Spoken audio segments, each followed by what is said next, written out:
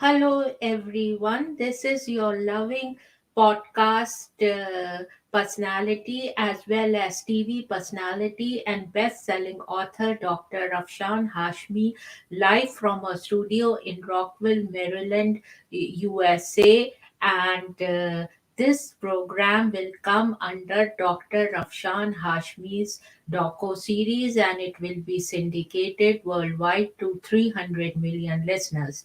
And so, if you want to give me sponsorship for this program, please contact me at afshan at drafshanhashmi.com. And also, folks, I will give the link where you can see my other doco series and the web page of doco series.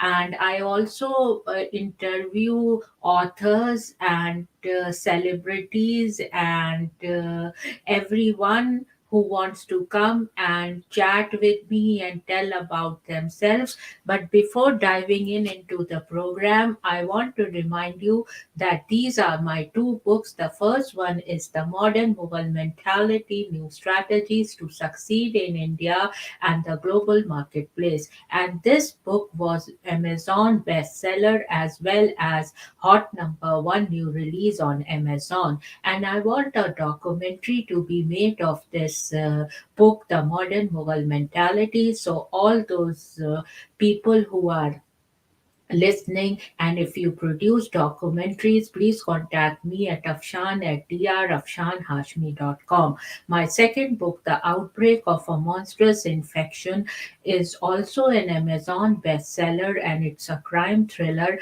And I want a web series or a movie or a TV show made out of it, and I've already written the script. And also, this was an Amazon bestseller, and Tailflix has given me a very good review. And you can go to my website www.afshanhashmi.com and you can read about it. So, all those producers, please contact me at afshan at drafshanhashmi.com. And it involves lot of energy and money and time, to produce these kind of shows. So I will really appreciate if you can give me sponsorship, and I will give you a very reasonable rate. And just imagine that in you will be seen by 300 million listeners worldwide, as this show is syndicated worldwide to 300 million listeners. And I can send you the via email the list where this podcast is syndicated or this TV show is syndicated. So you can contact me at afshan at drafshanhashmi.com. Having said that, folks, today we will be diving in. The topic of today's discussion is celebrity news and updates. And as I was doing research, it is very hard, to say which celebrity to talk about, and which celebrities news do I want to give on this channel. So a very interesting news came to me from NBC today, and this was Kanye West got new titanium dentures, representative confirms. And this is the news you can see, and I will read little bit about it and then give my thoughts on it. The artist, formerly known as Kanye West, has a new metallic look. A representative of Ye confirmed to Today.com that the performer got titanium dentures installed recently by Dr. Thomas Conley, a Beverly Hills, California-based dentist. A source close to Ye elaborated that the artist actually got new metal fixed prosthodontics. They are, as the name suggests, fixed and permanent. This goes way beyond veneers or grills, the source added. And this particular implant is quite unlike anything that has been done before. In post to his Instagram stories on January 17, Ye shared a glimpse of his new metallic teeth. And just look how awful they look.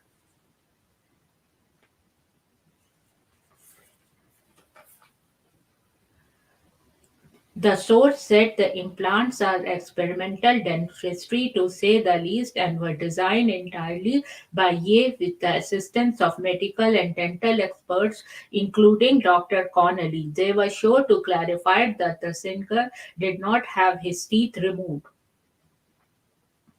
The implants are made of titanium and other precious metals, including palladium and platinum, in various places according to the properties required of various elements, the sources said. In another post to his Instagram stories, Ye compared his new look to James Bond henchman Jaws, who appeared in The Spy Who Loved Me and Moonraker and was played by actor Richard Kiel. The total cost of the install is rumored to be around $850,000.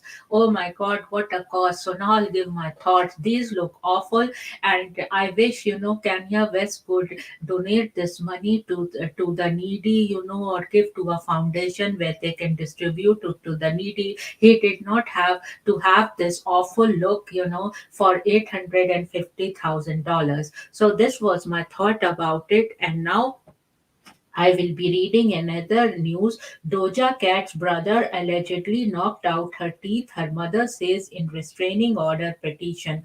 So, this is the news, and this is from NBC News. And here it is.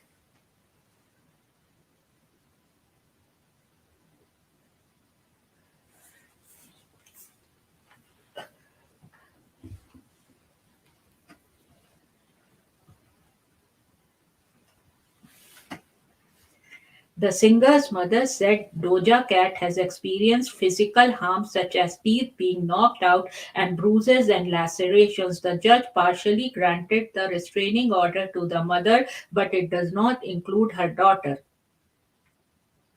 Doja Cat was allegedly physically and verbally abused by her older brothers, the singer's mother said in a petition seeking a restraining order.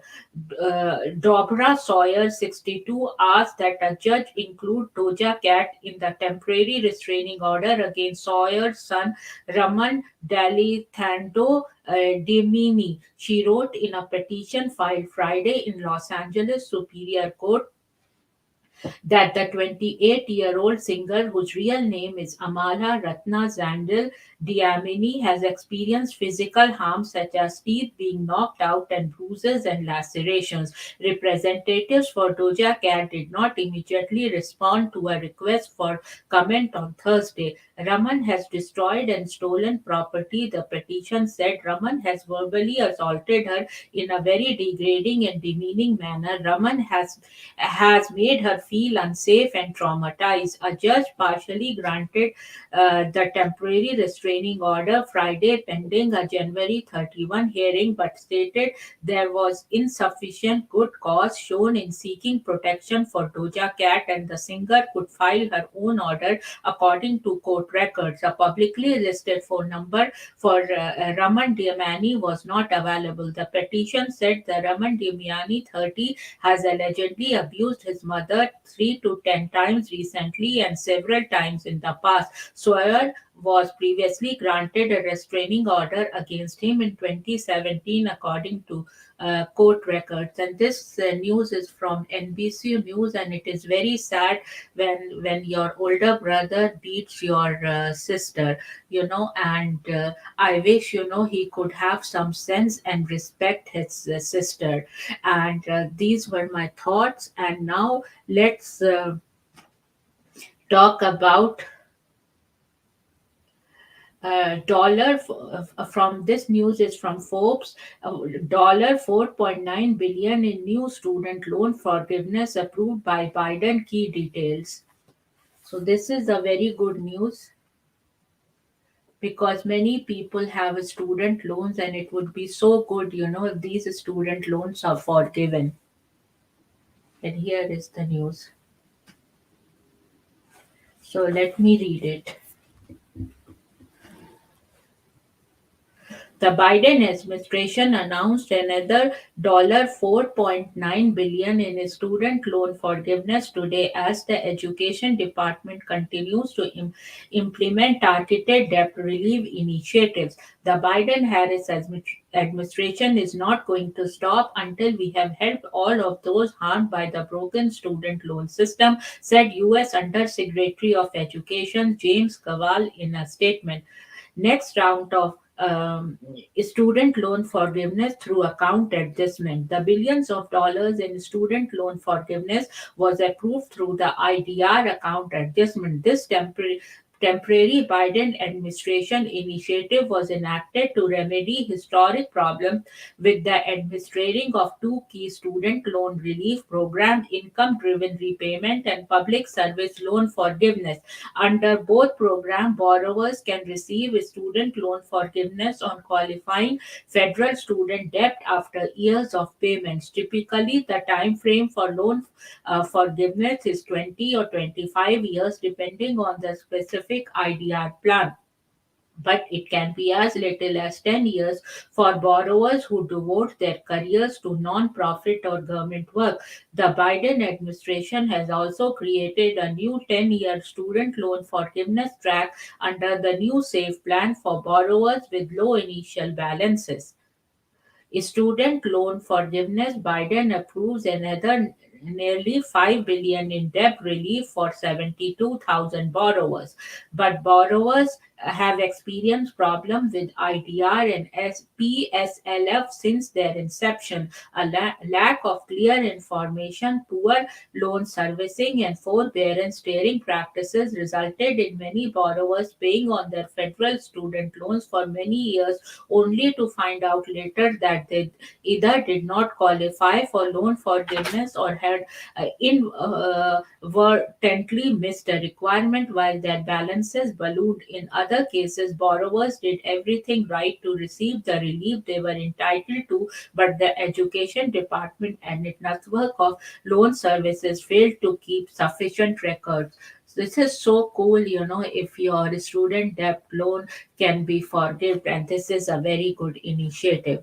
Now let me move to the another celebrity news, and this is from ABC News, and it says Sports Illustrated publisher terminates most of staff in mass layoff, union says.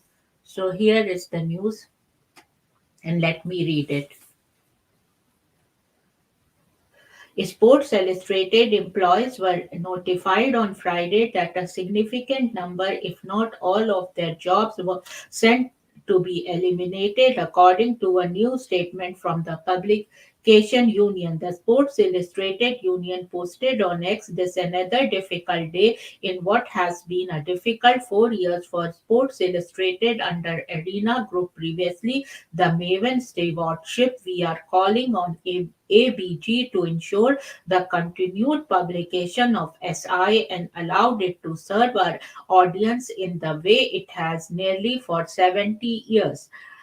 Mitch Goldich, a unit chair of the SI union and NFL editor, said in a statement that the union will continue to fight for the publication.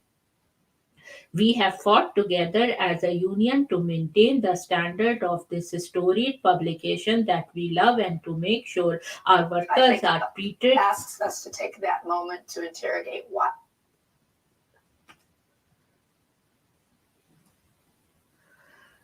We have fought together as a union to maintain the standard of this storied publication that we love and to make sure our workers are treated fairly for the value they bring to the company. It is a fight we will continue, he said. Sports Illustrated has been owned by Authentic Brands Group since 2019 but sold its publishing rights to the Arena Group.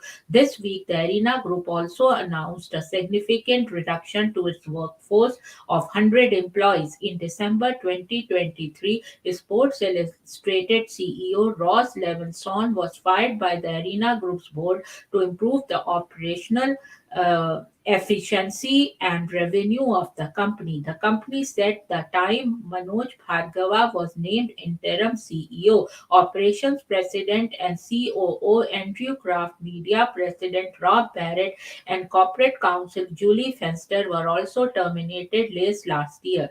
In a statement to ABC News, a spokesperson for the Arena Group said, even though the publishing license has been revoked, we will continue to produce Sports Illustrated until that is resolved. The spokesperson noted that the company in active discussions with ABG, but they aren't the only ones. We hope to be company to take SI forward, but if not, we are confident that someone well, if it is another business, we will support with the transition so the legacy of Sports Illustrated doesn't suffer, the spokesperson said. Sports Illustrated has been a leading voice in sports journalism for 70 years in both print and online. The magazine was developed in 1954 by Time magazine creator Henry Lowes. In 2018, Sports Illustrated was purchased by Maryland publishing as part of the sale of Time Inc. Less than a year later, the publication was sold to Authentic Brands Group for $110 million. Mark Conrad, director of the Sports Business Consortium and professor of law and ethics at Fordham University's Gabelli School of Business, shared a statement with ABC News on what he says as the slow and long process where the once preeminent journal for sports meets its demise. Sports Illustrated moved from weekly to bi-weekly publication in 2018, and in 2020 it was reduced to monthly issues. This is a sad event for sports journalism because SI was a breeding ground for some of the finest long form writers, sports and otherwise, find in American journalism. Conrad continues. It has devoted from the point for many years, but at a time when sports reporting has seen its share of cutbacks in major daily papers, it is one more step in this process. ABC News has reached out to Authentic Brand Group and Sports Illustrated for comments. So this is a very sad news. I used to read Sports Illustrated, for a very long time, and I wish all these employees who are laid off they get their jobs very soon somewhere else. Having said that, and now let me talk to another celebrity news, and it says Dolly Parton surprises fans with new music to celebrate her 78th birthday. And this is from NBC News. And this is, and I will read this. I have been always be a Dolly Parton fan. Dolly Parton rang in her 70th birthday on Friday by sharing a musical gift with her fans, new songs with the release of her deluxe album. The country legend announced the special release on Instagram, writing, "Hey fans and friends, it's my birthday, so I'm going to give you a present. I'm releasing four never released songs for my birthday to go with the Rockstar album and a few others that you may have heard before that were not on the album," she wrote. "I hope you enjoy them and I hope you all have a happy birthday from me, lol," she continued. "Thanks for everything." And she wrote, Dolly Parton wrote on her social media, "Hey fans and friends, it's my birthday, so I'm going to give you a present. I'm releasing four never released songs for my birthday to go with the Rockstar album and a few others that you may have heard before that were not on the album. I hope you enjoyed them and I hope you all have a happy birthday for me, lol. Thanks for everything, Dolly." Her album Rockstar, the mega star's first rock album, and her 49 solo album were released in November and featured a string of songs and covers with the greatest names in music, including Sting, Stevie Nicks, Joan Jett, and the Black Hearts, her granddaughter Miley Cyrus, Elton John, Paul McCartney and Ringo stars. The deluxe version of the album with 9 fresh tracks was released Friday and includes Hit Me with Your Best Shot, Mama Never Said, and her hit Jolene featuring Italian rock band Maneskin. Birthday wishes poured in for the beloved singer, including from icon Mick Fleetwood of Fleetwood Mac and supermodel Naomi Campbell. I've been always been a fan of Dolly Parton, and this is a very good news, and I will listen to the album. Now, let's share the last news, and it is for NPR, and it says Alec Baldwin is indicted in fatal shooting of cinematographer after new analysis. And this is the news, and let me read it. A grand jury indicted Alec Baldwin on Friday on an involuntary manslaughter charge in a 2021 fatal shooting during a rehearsal on a movie set in New Mexico, reviving a dormant case against the A-list actor. Special prosecutors brought the case before a grand jury in Santa Fe this week, months after receiving a new analysis of the gun that was used. Baldwin, the lead actor and a crew producer on the Western movie Rush, was pointing a gun at a cinematographer, Helena Hutchins, during a rehearsal on a movie set outside Santa Fe in October 2021 when the gun went off, killing her and wounding director Joel Souza. Baldwin has said he pulled back the hammer but not the trigger and the gun fired. Judges recently agreed to put on hold several civil suits seeking compensation from Baldwin and producers of Rest after prosecutors said they would present charges to a grand jury. Plaintiffs in those suits include members of the film crew. A special prosecutor dismissed an involuntary manslaughter charge against Baldwin in April, saying they were informed the gun might have been modified before the shooting and malfunctioned. They later pivoted and began weighing whether to refile a charge against Baldwin after receiving a new analysis of the gun. The analysis from experts in ballistics and forensic testing relied on replacement parts to reassemble the gun fired by Baldwin after parts of the pistol were broken during testing by the FBI. The report examined the gun and markings is left on a spent cartridge to conclude that the trigger had to have been pulled or depressed. The analysis led by Lucien Hang of Forensic Science Services in Arizona stated that although Baldwin repeatedly denied pulling the trigger, given the test findings and observations reported here, the trigger had to be pulled or depressed sufficiently to release the fully cocked or retracted hammer of the evidence revolver. The weapons supervisor on the movie set, Hannah Godres Reed, has pleaded not guilty to involuntary manslaughter and evidence tampering in the case. Her trial is scheduled to begin in February. Rust Assistant Director and Safety Coordinator David Halls pleaded no contest to unsafe handling of a firearm last March and received a suspended sentence of 6 months of probation. He agreed to cooperate in the investigation of the shooting. An earlier FBI report on the agency's analysis of the gun found that, as is common with firearms of that design, it could go off without pulling the trigger if force was applied to an uncocked hammer, such as by dropping the weapon. The only way the testers could get it off to fire was by striking the gun with a mallet with the hammer was down and resting on the cartridge, or by pulling the trigger while it was fully cocked. The gun eventually broke during testing. The 2021 shooting resulted in a series of civil lawsuits, including wrongful death claims filed by members of Hutchins' family, centered on accusation that the defendants were lax with safety standards. Baldwin and other defendants have disputed those allegations. The Rust movie production company has paid $100,000 fine to state workplace safety regulators after a scathing narrative of failures in violation of standard industry protocols, including testimony that production managers took limited or no action to address two misfires on set before the trial shooting.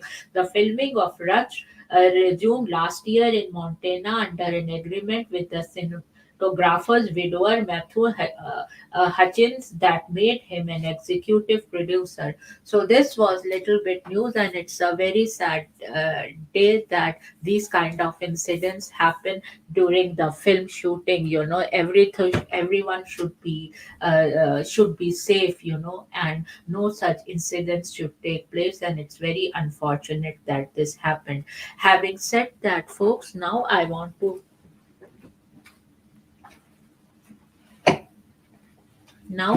remind you that these are my two books. The first one is The Modern Mughal Mentality, New Strategies to Succeed in India and the Global Marketplace. And this book was an Amazon bestseller and also hot number one new release on Amazon. And this is available worldwide. So you can go and buy this book from Amazon or other platforms like Barnes and Noble, or any other platform, and this book is available worldwide. And selling of books brings food to the table, so please go and buy this book and give me an honest review. And I want for Modern Mughal Mentality to be made into a movie, to into a documentary. So all those documentary producers, please contact me at Afshan at drafshanhashmi.com. Having said that, my second book, The Outbreak of a Monstrous Infection, and this is the book, it's a crime thriller, and I want a web series or a TV serial or a TV show to be made of this, or a movie to be made of this. And Tailflix has given me a very good review, and please go and read that review on my website www.afshanhashmi.com. And all those producers who make web series, TV serials, or movie, please contact me at Afshan at drafshanhashmi.com. And this show is syndicated worldwide to 300 million listeners, and my docu series is live every other Monday at 6 p.m. US Eastern Time. So, and it will be syndicated to 300 million listeners. So, just imagine, if you give me sponsorship, your products will be shown to 300 million listeners in a very reasonable price. And also, I am in conversation with authors, dignitaries, politicians, celebrities, authors, so and business people. So, if you want to be in conversation with me, please contact me at Afshan at drafshanhashmi.com. Having said that, folks, today in Rockville area, in this Washington DC metro area, there was lot of snow. So my question is that what do you do when there is a snowfall of this magnitude? Because of obviously you are stuck at home. So usually what I do to de-stress out, I open the blinds, and see through the snow, and then enjoy it and make a hot coffee, and then drink it and do some cooking and listen to some Bollywood songs. So this is all I do. Do share in comment section that what do you do. Having said that, folks, now cheers and bye bye, and see you in another episode. And please don't forget to buy my books. The first one, The Modern Mughal Mentality, New Strategies to Succeed in India and the Global Marketplace. And the second one is The Outbreak of a Monstrous Infection. And these two books are available worldwide wherever books are sold, including Amazon, Barnes and Noble, and many other platforms. And also give a sponsorship to my docu series, which is syndicated worldwide to 300 million listeners. Having said that, folks, cheers and bye bye, and see you in another episode of Dr. Afshan Hashmi's docu series. Bye bye. And I just love to put scent, and this is D. Joya from Giorgio Armani, and it smells so good. So I'm putting that, and this is a very good scent, and see, it looks so good. Having said that, friends, cheers and bye bye.